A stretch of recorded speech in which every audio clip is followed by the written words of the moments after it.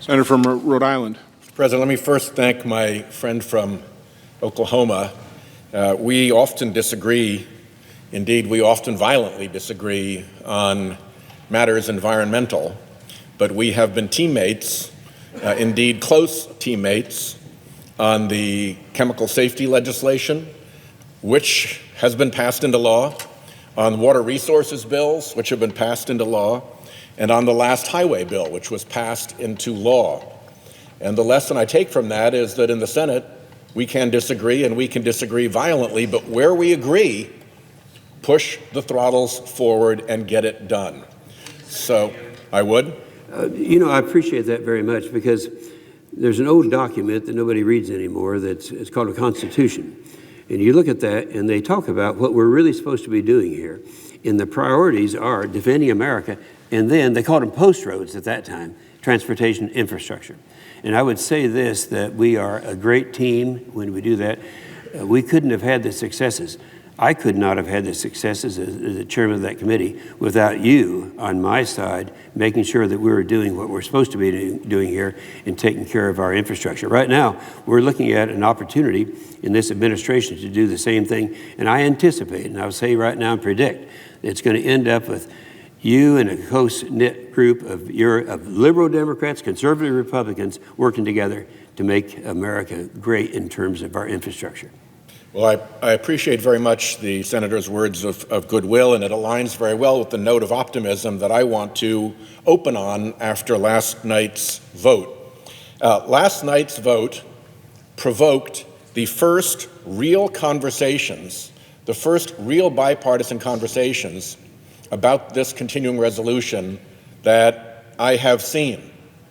People all around the country watching C-SPAN saw right there on the Senate floor the senators pooling about each other, the conversations, the back and forth, the intermediaries going between the leaders. They saw live what the Senate should have been doing for weeks, which is to work in bipartisan fashion towards a compromise. Now, when you start at 20 minutes to midnight, it's hard to work it all the way through. My strong hope is that the energy and the spirit of bipartisanship that was evident right down there in the well last night persists through this weekend, and as long as necessary, to get a bipartisan deal accomplished. We have the weekend to do it. We probably even have Monday to do it, and we should get about our business. The other thing that we can be optimistic about it is that the things that Democrats want are bipartisan. We are not trying to jam one side only poison pills through. We are trying to get attention to long overdue matters where there is a bipartisan solution. There is something of a backstory to where we are right now, so I want to mention it. I have obviously considerable sympathy for Majority Leader McConnell's predicament with a president who takes opposite positions within hours. How do you negotiate with that? Give me a bipartisan deal and I'll take the heat, the president said, and he has since then blown up anything bipartisan that came anywhere near him. Now, Majority Leader McConnell is reduced to saying, I don't know what the president will sign, and I can't act until I know. Well, I think last night shows that we actually can begin to act here in the Senate, even if the president can't get his signals straight about where he wants this to come. I can't help but remember Senator Graham's description in our Judiciary Committee of President Trump's reversal on the Durbin-Graham proposal, and he described it in 2 hours. He described the 10 o'clock Trump and then the 12 o'clock Trump, and within 2 hours, he completely reversed his position. As Senator Graham said, I want that guy back about 10 o'clock Trump. It is really hard to negotiate with someone who doesn't know what his position is. So I do have sympathy here, and I hope that the White House perhaps sits down and has a negotiation with itself so that it can decide what it wants. The other problem over at the White House is that the president has surrounded himself with extremists. And that means that nobody knows how to negotiate, and the advice he is getting doesn't serve him. You really don't do deals, I think virtually anybody in politics knows, by bringing in the most extreme elements to shout at each other. You do deals by bringing people who have good faith and a common interest in solving the problem together. And if all you have around you is extremists, you have dramatically crippled and shrunk your own capabilities. Unless, of course, what you've wanted all along is what the extremists want, a good shutdown. There's another backstory going on that I want to discuss. This is a fight over maybe a dozen legislative issues, but it is also a fight over the institution of the Senate and how far we will let the Senate degrade into a partisan dead zone. In the oceans, we see more and more dead zones where there isn't enough oxygen to support life, so there aren't fish, and there isn't the mixing and the turbulence that's necessary for mixing and life and oxygen. And the Senate seems to be slowly turning into that dead zone. We know what works around here because the majority leader has a long history of fighting to get it, to make sure that the minority has amendments, and to try to block things that are exclusively partisan. Indeed, at various times, he has encouraged his caucus to avoid joining Democrats on any bills so that they are partisan so that he can block them. So we have lived the experience of the majority leader's interest in amendments and in opposition to purely partisan legislation. We have also heard it, and in the majority leader's own words, he has called for a Senate, and I'm quoting him here, which honors and respects all the members and allows everybody to participate and offer their ideas regardless of party.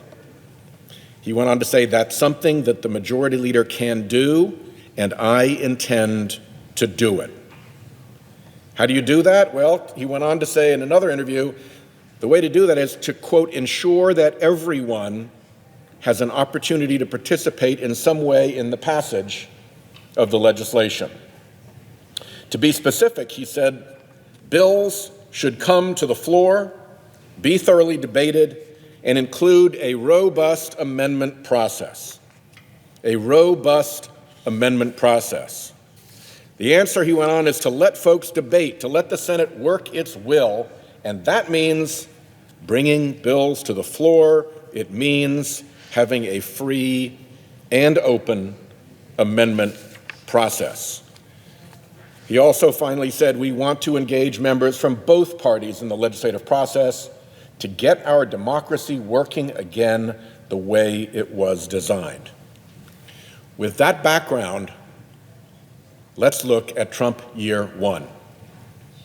The opener, legislatively in the year, was the partisan budget reconciliation bill, a purely partisan measure whose only purpose was to open the door to further purely partisan measures under the budget reconciliation process.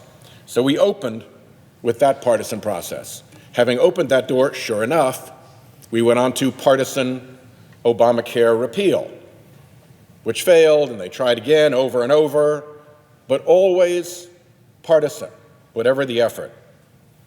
Then we went back to partisan budget reconciliation 2 to tee up a partisan opening for a partisan tax bill. And then, of course, we had the partisan tax bill. There was one briefly shining light on the National Defense Authorization. Chairman McCain and Ranking Member Reid in the Armed Services Committee led a robust bipartisan amendment process that brought the committee together and brought forward a bill that I think everybody in the Senate could be proud of.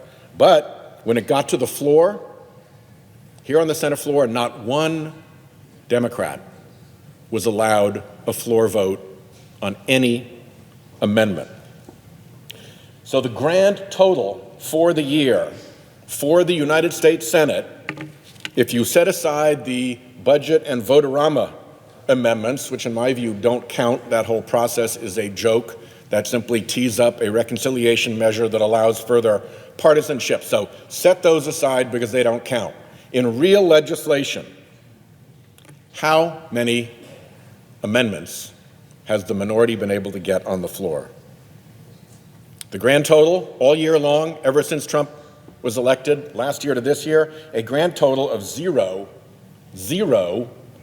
Democratic amendments considered on the Senate floor since Trump. Not one. Compare that to all the things I just read that the Senate Majority Leader promised about amendments. That bills should come to the floor, be thoroughly debated, and include a robust amendment process. That the answer is to let folks debate, to let the Senate work its will, and that means bringing bills to the floor. It means having a free and open amendment process. To paraphrase Senator Graham, I want that guy back. When the leader shuts down the amendment process, it's not just the minority party that suffers. Republicans, also under Trump, have gotten virtually zero floor amendments voted on all year long. That leaves the Senate exclusively with partisan ram jobs, which is what we've seen a lot of, and UCs, unanimous consents, things so non-controversial that they can avoid the dead zone of the McConnell Senate floor and be agreed to by everyone and passed into law. That is a worthy process, but it's not a process that's going to yield a solution to the big controversies we need to resolve here in this world's greatest deliberative body. This problem of no open process and no amendments is a problem for all of us. When we get all tangled up in leadership chess games, all senators lose their ability to represent their states. Power gets concentrated in the leader. I remember Senator Sessions on the floor over there back.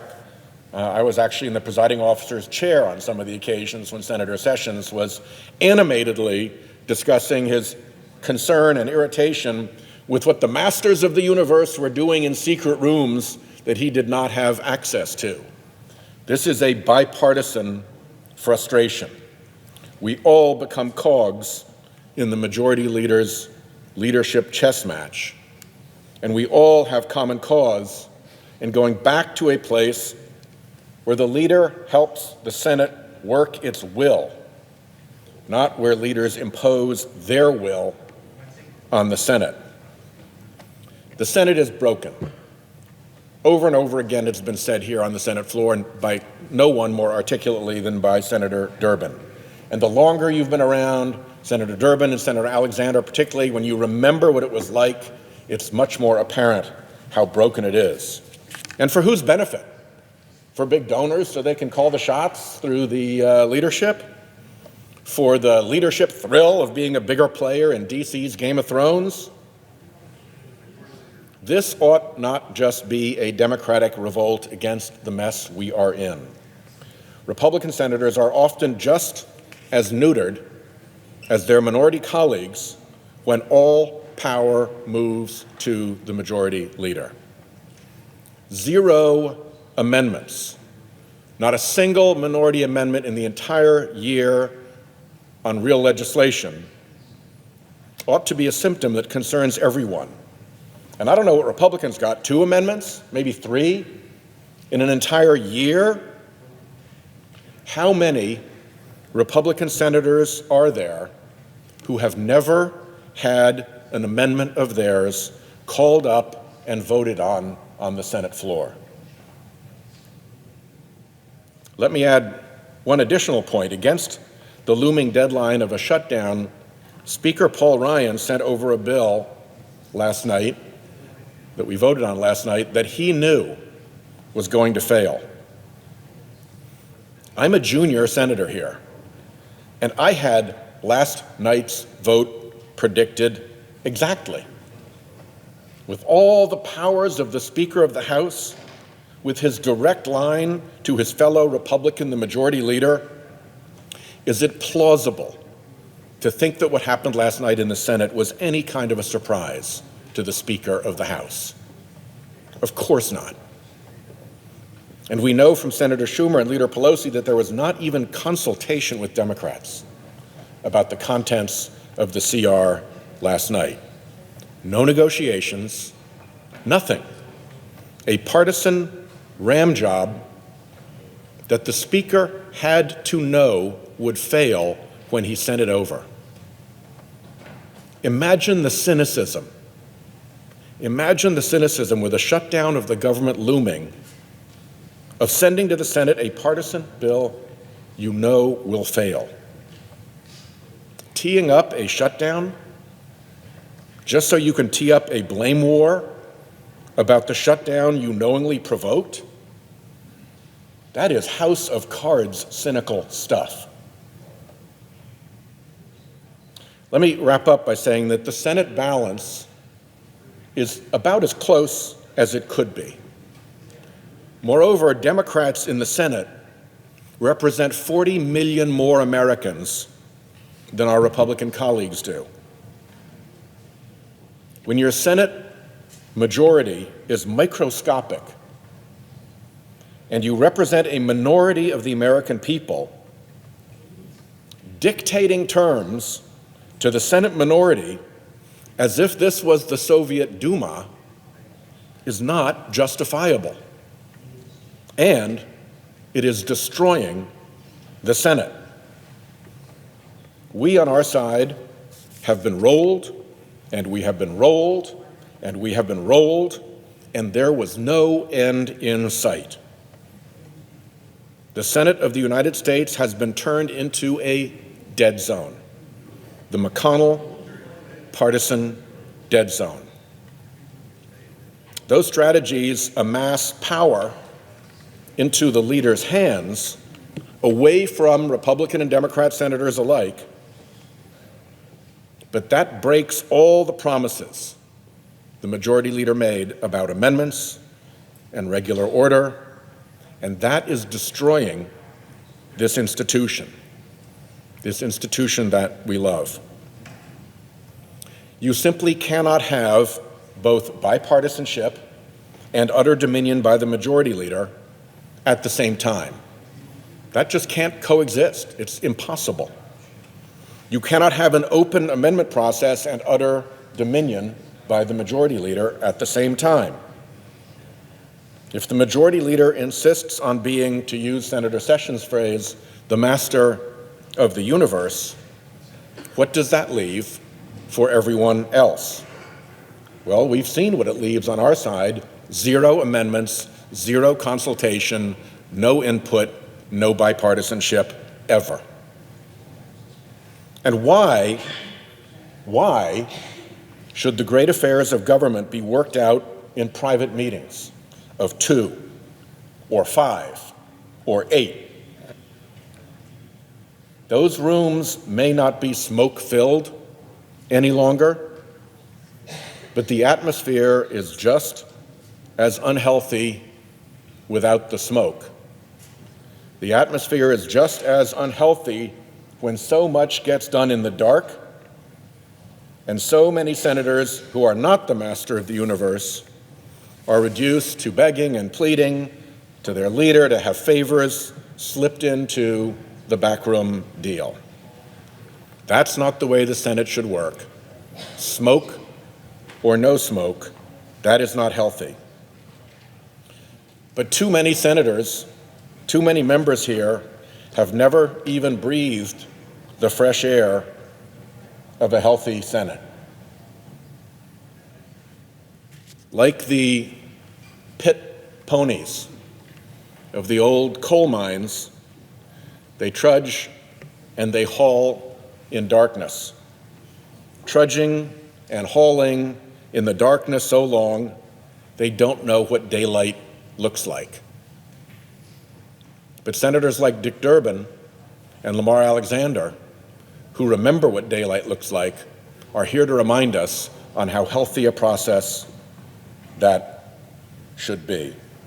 Remember, in a Senate in which the minority party, the barely minority party, I should add, is not for an entire year able to get even one amendment voted on one piece of meaningful legislation, in a Senate like that, Mr. President, everybody loses. Or maybe I should say virtually everybody loses. Unanimous consent, partisan ram job, or nothing is no way to govern and no way to run a Senate. I yield the floor.